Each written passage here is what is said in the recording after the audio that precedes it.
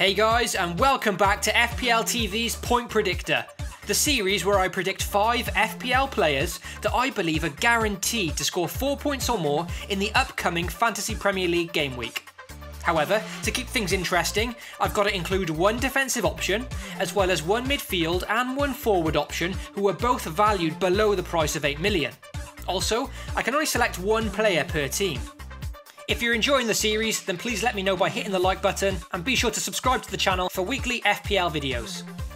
So before we look at my predictions for game week 6, let's take a very quick recap at my selections from last week's fixtures and see how many predictions, if any, I got correct. In Chelsea's home fixture against Arsenal, I predicted a quite comfortable win for Chelsea here, so no dice on that prediction, after a resolute Arsenal performance. But Marcos Alonso ended the game with a clean sheet, 6 points, and most importantly, a strong start for my point predictor. Following his massive 18-point haul in game week 4, it's no wonder that many managers, including myself, put their faith in Pascal Gross for game week 5. He rewarded those managers with an assist, 2 glorious bonus points, and a very respectful 7 points in total. Not too shabby for a player valued at 5.5 million.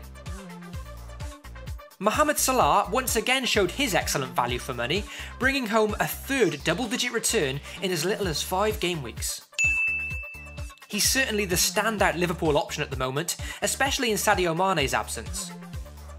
Last week, I questioned whether Marcus Rashford is a viable FPL option at the moment, and I don't believe he is. But with that said, however, I did fancy him to pick up some points against Everton. Unfortunately, a bad choice in the end, just barely picking up 2 points after being subbed bang on 60 minutes. With the August curse finally over, Harry Kane has been scoring on and since September the 1st. He's bagged goals for club and country, including 2 goals against Borussia Dortmund in the Champions League, so him facing Swansea next was an absolute no-brainer for my point predictor. Fucking useless. Another blank from the expensive forward, not only costing me in the point predictor, but costing me dearly in my personal team as well, having transferred him back in for game week 5. So as was the case last week, another 3 out of 5 correct predictions for game week 5. Which is always satisfying enough, but I'm still yet to reach 4 correct predictions this season, so let's give it another try now for game week 6. For my defensive option this week, I'm opting for Man United's Antonio Valencia. The defender currently stands 3rd best for touches within an opponent's penalty area, behind only Bellerin and Marcos Alonso, and he also has the most touches of any defender in the final third, so clearly he's getting into some attacking positions. Now, he's not known for his goal scoring, despite his quite outstanding goal last weekend, but these stats show that he does have potential for some attacking returns. Despite all of this, however, defensively, he's part of a very organised United defence that have kept 4 out of 5 clean sheets so far, and now they play Southampton next. That's never an easy trip away from home, but Southampton have only scored 2 goals from open play so far this season. With returns of 6, 5 and 11 points respectively in the last 3 game weeks, it's difficult to see past Matt Ritchie as my budget midfielder this week. Being at such a low price, the prospect of the Newcastle midfielder returning points for a 4th consecutive game week does seem a bit too good to be true.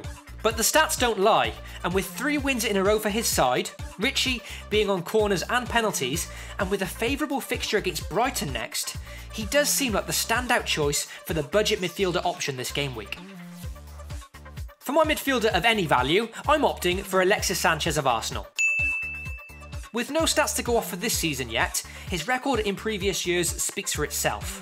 There's no doubt in the Chilean's ability, and he did get 2 goals in this fixture against West Brom last season. With Welbeck injured, this should see further responsibility heaped on the Chilean shoulders to get his side some goals.